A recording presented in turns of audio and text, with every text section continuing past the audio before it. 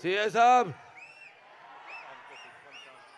मेरे को दुश्मन कम और जान देने वाले फैंस ज्यादा है। ఎక్కడి నుంచి మొదలు పెట్టాలి? रायलसीमा का नाम सुना?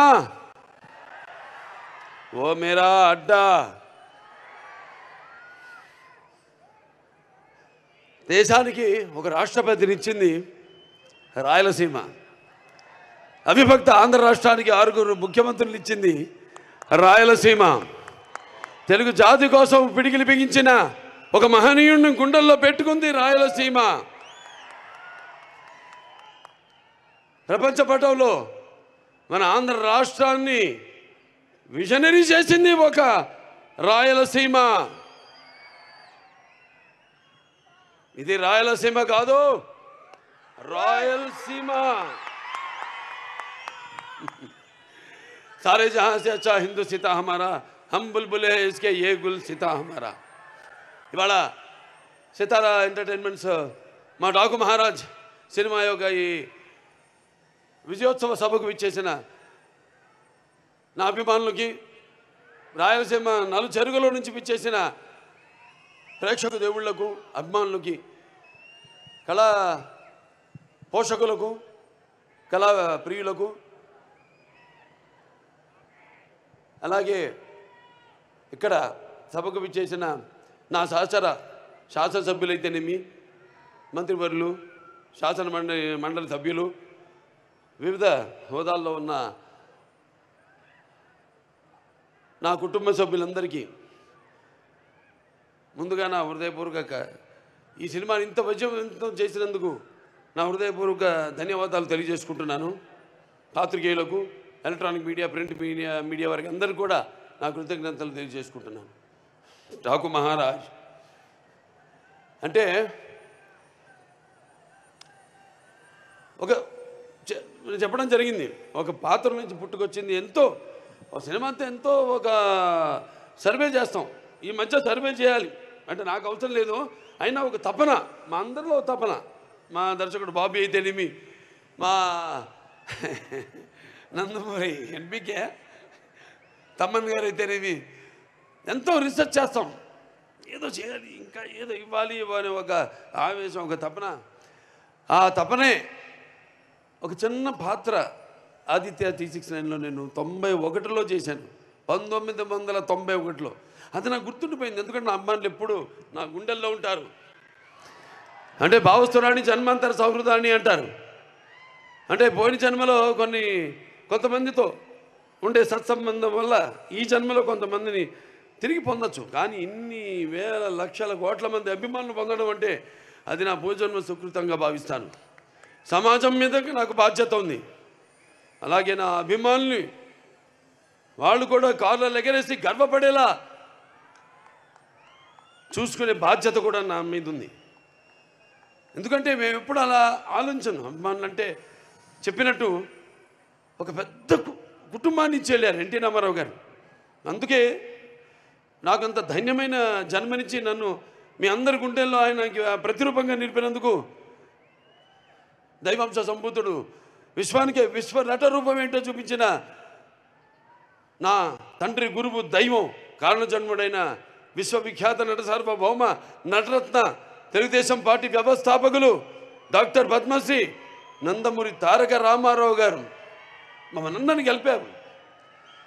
అటు సినిమా రంగంలో మరి ఆయన నటిస్తుంటే పౌరాణికాలు ప్రాణం పోసుకున్నాయి, జానపదాలు జావలీలాడాయి, అలాగే సాంఘికాలు సామాజ వర్గమనాలు అయ్యాయి, అలాగే పాట పద్యం పదిలెక్కింది, పాట నాటు నేర్చింది, కళామ తల్లి కన్నుల పండుగ చేసుకుంది, కలగల నవ్వింది, గలగలలాడింది. అటువంటి రామారావు మరి ఆయన బిడ్డగా పుట్టడం అంటే ముందు తెలుగు జాతి చేసుకున్న అంటే ఆయన తెలుగు జాతిలో పుట్టడం అనేది తెలుగు జాతి అదృష్టం. అయితే మనమందరం ఆయన పుట్టిన జాతిలో మనం పుట్టడం మనందరం చేసుకున్న అదృష్టం. మరి ఆయన బిడ్డగా పుట్టడం అన్నది అది ఎన్ని జన్మల మరి ఏ పుణ్యఫలమో. కానీ నా అభిమానులు ఎల్లప్పుడూ నా గుండెల్లో ఉంటారు. మీకు మాకు ఏ జన్మల అనుబంధమో, ఏ రుణానుబంధమో, ఏ విడదయ్యలేని అనుబంధమో కదా అని నాకు అనిపిస్తూ ఉంటుంది. సో అలా ఇంత పెద్ద కుటుంబాన్ని, అభిమానులు, సినిమా నటుడిగా, రాజకీయాల్లో ఇవాళ నా హిందూపురం ప్రజలందరికీ నా శిరస్సు వచ్చి వాళ్ళ కృతజ్ఞతలు తెలియజేసుకుంటున్నాను. వాళ్ళు 3వ సారి గెలిపించారు నన్ను. వాళ్ళందరికీ నా కృతజ్ఞతలు తెలియజేసుకుంటున్నాను. అలాగే ఆదిత్య శ్రీకృష్ణ గెటప్ నా అభిమానులు గుండెల్లో, అభిమానులే కాదు ప్రేక్షకుల గుండెల్లో ఒక చెరగని ముద్ర.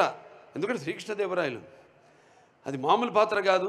అది కాకుండా మళ్ళీ ఆయన మారు వేషంలో కృష్ణకుమార్ని కాపాడడం, ఆ గెటప్ అలా ఉండిపోయింది నా మైండ్లో.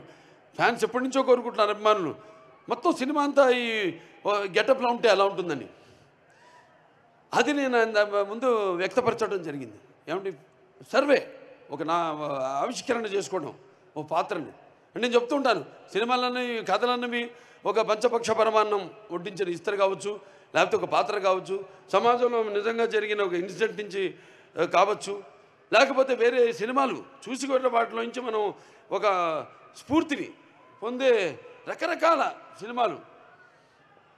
మరి ఇన్ని చేసుకుంటూ ఒక పక్క అఖండ కోవిడ్ టైంలో మొట్టమొదటి సినిమా మన భారత చలనచిత్ర రంగంలోనే విడుదలైన సినిమా. అప్పుడు ఎక్స్ట్రా షోలు లేవు, రేట్లు మామూలు రేట్లే. అటువంటి తరుణంలో ఆ సినిమా రిలీజ్ చేయడం, దాని తర్వాత వీరసింహారెడ్డి, తర్వాత నేలకొండ భగవంత్ కేసరి, ఇప్పుడు డాకు మహారాజ్. మీ అందరి డాకు అంటే దొంగ, ఎవడు? కృష్ణుడు, బాలకృష్ణుడు. ఇక్కడ మరి బాలకృష్ణుడు అంటే ఎవరు? అందరు గుండెల్ని హరించేవాడు, దోచేవాడని. నా ఒక్కడిని కాదు, నా ఒక్కడి వల్ల కాదది, అసంభవం. దానికి కొన్ని సినిమాలకి అద్భుతాలు దొరుకుతాయి అంతే. నేను ఎప్పుడు అంటూ ఎన్టీ రామారావు పుట్టడం నుంచి ఆయన సినిమాలు అయితేనేమి, ఇప్పుడు నేను చేసిన ఈ 4వ విజయం, మరి ఇంతమంది నాన్నగారు అనేవారు, సమాజమే దేవాలయం, ప్రజల దేవుళ్ళు, అందులో నేను ఒక దేవుణ్ణని. అలాగే నా తెలుగు ప్రజలకి నేను ఎందుకు ఎప్పుడు రుణపడి ఉంటానంటే, ఎప్పుడు అంటారు శత్రుశేషం, రుణశేషం అని, అగ్నిశేషం ఉంచకూడదని. అలాగే మీ శేషం ఈ జన్మకి తీరదు, ఈ రుణం చేస్తానే ఉంటా. నాకు కొన్న ఊపిరి వరకు మంచి సినిమాలు అందించిన మంది, సందేశాత్మక చిత్రాలు, కేవలం వినోదం కాదు. కళ్ళు మూసుకుంటే కనేది కళ, కళ్ళతో అభినయించేది కళ, అలాగే నిద్రపోతున్నప్పుడు కనేది కళ, నిద్రపోతున్న సమాజాన్ని మేల్కొల్పేది కళ. అన్ని రకాలుగా మంచి సందేశాలు ఇస్తూ, ఇంకా వైవిధ్యమైన పాత్రలతో. కొంతమంది అంటుంటారు, ఏం చూసి బాలకృష్ణతో పొగరని. నన్ను చూసుకునే నాకు పదునైన పొగరంట. ఎవరిని చూసి ఇంత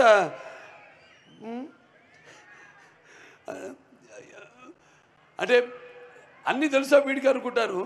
నన్ను నేను తెలిసే కంటే గొప్ప విద్య లేదని ఒక సవాలుగా నిలబడతా.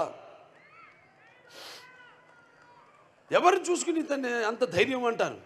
నన్ను, నాలో ఉన్న మానవత్వ, నాలో ఉన్న వ్యక్తిత్వాన్ని చూసి మరి ఆ ధైర్యం అక్కడి నుంచే. నాలో ఉన్న వ్యక్తిత్వం అంటే ఒక పట్టుదల, కేవలం సినిమాలే కాదు, ఒక జీవితాన్ని కూడా ఏమిటో ఒక అర్థం చేసుకోవాలనే ఇంకొక తపన.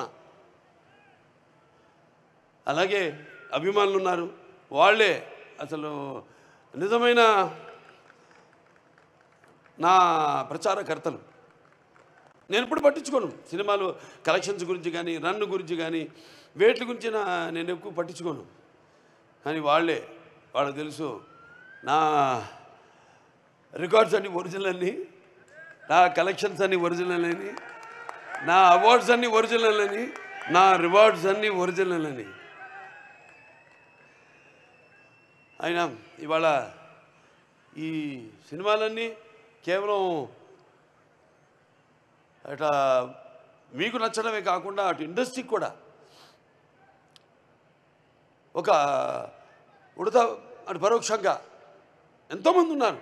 సినిమా మీద ఆధారపడి సినిమా ఇండస్ట్రీలో అటు ఎగ్జిబిటర్స్ అయితేనేమి, పంపిణీదారులు అయితేనేమి, సినిమాకు పనిచేస్తున్న వాళ్ళు అయితేనేమి, వాళ్ళందరూ కూడా వాళ్ళందరూ ఆనందంగా ఉండడమే నాకు కావాలి.